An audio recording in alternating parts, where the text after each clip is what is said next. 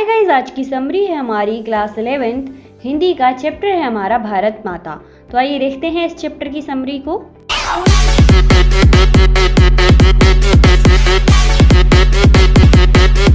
Guys, Bharat माता chapter Pandit Jawaharlal Nehru द्वारा लिखा गया। देखा जाए तो उन्होंने एक बुक लिखी थी जिसका नाम था हिंदुस्तान की कहानी। उसका 5th चैप्टर था भारत माता। तो हिंदुस्तान की कहानी जो बुक थी वो पूरी की पूरी इंग्लिश में थी, बट उसको ट्रांसलेट किया था हरबाऊ उपाध्याय जी ने हिंदी में। तो हिंदी वाला वर्जन आपके सामने प्रेजेंट है और उसका 5th चैप्टर है। तो गाइस, इसमें बताते हैं जवाहरलाल नेहरू जी कि कैसे हिंदुस्तान हमारा कई हिस्सों में बटा हुआ है फिर भी एक है, और हम भारत माता की जय बोलते हैं, जिसका मतलब होता है हमारे करोड़ों देशवासियों की जय। नेहरू जी बताते हैं कि वो जब प्रोग्राम करने के लिए देश के अलग अलग हिस्सों में जाते हैं तो वो अक्सर अपनी जो पब्लिक होती है, श्रोता होते हैं, उनको हिंदुस्तान के बारे में बताया करते हैं या फिर उससे बात किया करते हैं। तो भारत शब्द है वो एक संस्कृत का शब्द है जिसको दुष्यंत व शकुंतला के पुत्र थे भरत के नाम से लिया गया है। राम जी के भाई थे ना भरत, उसी नाम से लिया गया है और इसीलिए भारत का नाम भारत पड़ा। ठीक है, वो भरत था, ये भारत है। हालांकि वो शहर के लोगों से ज़्यादा डिस्कस नहीं करते थे हिंदुस्तान या फिर भारत के बारे में, बट हाँ, वो गांव के जो लोग थे, गांव में जो सभाएं होती थी उनकी, उनमें ज़्यादातर डिस्कशन वो हिंदुस्तान को लेकर किया करते थे। क्यों? क्योंकि उनका ऐसा मानना था कि जो शहर के लोग हैं वो ज़्यादा जानकारी रखते हैं, मतलब देश दुनिया के बारे में जानकारी रखते हैं, पर गाँव के पास कोई सोर्स नहीं होता जानकारी जाने का, और वो लोग अपनी दुनिया में ही मस्त होते हैं, खेती बाड़ी करते हैं, खाना खाते हैं। तो इसीलिए नेहरू जी गांव की सभाओं में ज़्यादा डिस्कस करते थे देश के बारे में, और उन्होंने अपनी बातचीत के दौरान ये भी बताया कि वो देश के हर एक हिस्से में घूमे हैं। जो हमारा देश है उसका एक हिस्सा दूसरे हिस्से से जुदा है, एकदम अलग है, बट फिर भी पूरा देश हमारा एक है, उसको हम हिंदुस्तान कहते हैं।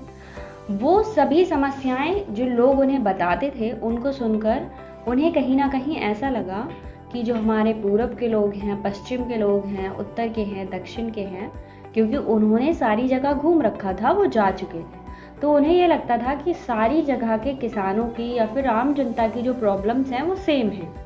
ठीक है, राज्य अलग है, लैंग्वेज अलग है, सब कुछ अलग हो सकता है, बट जो प्रॉब्लम है वो सेम है। प्रॉब्लम क्या थी कि पूरे देश की जो जनता थी वो अंग्रेजी सरकार से बहुत ज़्यादा परेशान थी, एंड वो गरीब भी थे, साथ साथ कर्जदारी भी बहुत ज़्यादा उन पर हो जाती थी। और जो हमारे पूंजीपति लोग होते हैं ना, जैसे कोई ज़्यादा पैसे वाला है तो वो रुपए ब्याज पे देने लगता है, वो लोग बहुत ज़्यादा परेशान करते थे किसानों को, और किसान पूरी तरीके से उनके कब्जे में रहते थे। तो ज़मींदार, महाजन ये बहुत ज़्यादा सूद वसूला करते थे, और अंग्रेज़ी सरकार बहुत ज़्यादा लगान लिया करती। साथ ही साथ जो पुलिस वाले थे वो उन पर खूब ज़्यादा जुल्म किया करते थे, हमेशा उन्हें परेशान करते रहते थे। तो इसलिए सारे भारतवासी व विदेशी जल्दी से जल्दी छुटकारा पाना चाहते थे अंग्रेजी सरकार से। तो अंग्रेजी सरकार से छुटकारा पाने का एक ही तरीका था, आज़ादी। तो इसीलिए हमेशा जो नेहरू जी थे वो अपनी सभाओं में आज़ादी के बारे में भी बोला करते थे। तो नेहरू जी कहते थे कि उनकी हमेशा यही कोशिश रहती थी कि वो सभी लोगों, ना सिर्फ जो हमारी दुनिया के लोग हैं, हमारे भारत के लोग हैं, वो केवल अपने बारे में ही ना सोचें, वो हिंदुस्तान के बारे में भी सोचें।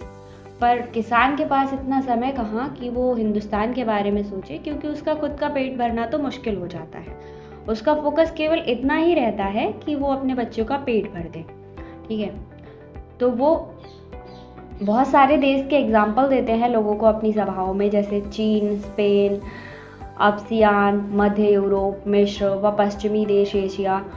ठीक है, उन देशों में जो चेंजेस हुए थे उन चेंजेस को अपनी सभाओं में डिस्कस करते हैं और बताते हैं कि कैसे हम लोग भी खुद को चेंज कर सकते हैं। और वो ज़्यादातर अमेरिका का जो उन्नति थी उसके बारे में भी हिंदुस्तान के लोगों को बताया करते थे। हालांकि पहले उन्होंने सोचा था कि जो हमारे किसान हैं वो विदेश के बारे में क्या जानते होंगे, या फिर मैं उनको कैसे समझाऊंगा कि विदेश है क्या, कैसे लोग हैं, क्या उन्नति है। बट बाद में उन्हें समझ आया कि वो लोग समझ सकते हैं। उसके उन्होंने 3 रीज़न दिए। रीज़न क्या थे? फर्स्ट रीज़न था कि हमारे देश के जो लोग हैं उन्होंने रामायण, महाकाव्य व पुराण जैसी चीज़ें पढ़ रखी हैं। इन सब चीज़ों में जो राजा महाराजा थे वो भी विदेश यात्रा पर जाया करते थे, तो इस चीज़ों से थोड़ी हेल्प हुई। एंड सेकंड क्या था, जो हमारे देश के कुछ लोग थे वो देश के चारों कोनों में स्थित तीर्थ स्थल करने जाते थे। ठीक है, जिसके पास पैसा होता था वो तीर्थ स्थल करने जाता था। तो तीर्थ स्थल में क्या था, लोगों को पता है कि देश विदेश क्या है, कैसे लोग हैं, कैसा रहन सहन है। एंड थर्ड कारण था कि जो पुराने सिपाही थे हमारे, वो लड़ाइयों में भाग लेने के लिए, तो कुछ लोग नौकरी करने के लिए विदेश जाया करते थे, तो उनकी गतिविधियों के बारे में उन्हें सब कुछ पता रहता था। तो इस तरीके से उन्हें समझाना आसान हो गया। सन 1930 के बाद आर्थिक मंदी के कारण दुनिया के देश में पड़ने वाले प्रभाव के बारे में जवाहरलाल नेहरू जी ने लोगों को बताया, तो उनकी समझ में आसानी से आ गया। नेहरू जी ने आगे बताया कि अक्सर जब वो कार्यक्रमों में उनका स्वागत करते थे, जो लोग थे वो स्वागत करते थे, तो कहते थे भारत माता की जय। यही नारे जवाहरलाल नेहरू जी के स्वागत में बोले जाते थे, क्योंकि जवाहरलाल नेहरू जी ने ही सिखाया था, तो लोगों ने बोलना शुरू कर दिया। बट इसका मीनिंग किसी को भी नहीं पता। तो एक दिन उन्होंने सभा में पूछ लिया कि भारत माता की जय मतलब क्या होता है, तो किसी का कोई आंसर ही नहीं आया। उसमें से एक हट्टा कट्टा जट था, उसने आंसर किया कि भारत माता की जय मतलब होता है हमारी धरती की जय। तो नेहरू जी ने पूछा कि कौन सी धरती की?